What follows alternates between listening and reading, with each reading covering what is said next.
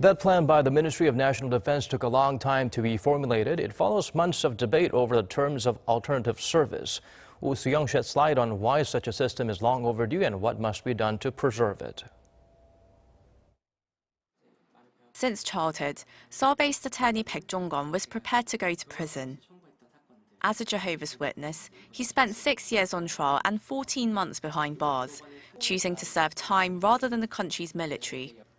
It was a choice that led to his bar registration being cancelled and put his marriage on hold. But this year, Baek has been looking forward to a brighter future for other conscientious objectors, many of whom he's been working to acquit over the years.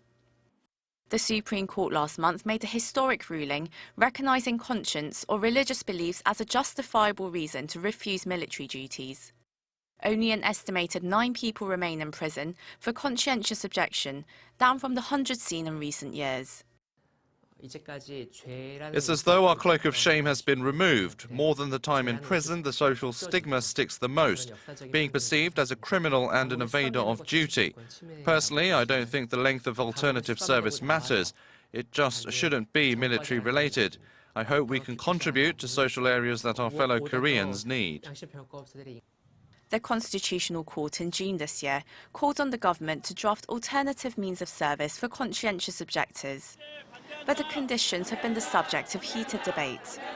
Human rights observers have urged authorities to ensure the alternative service isn't punitive, calling for a maximum of around 27 months or 1.5 times the length that the ROK Army soldiers serve, as well as allowing commuting.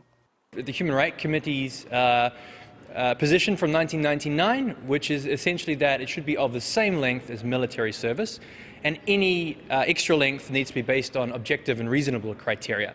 And so we hold to that standard.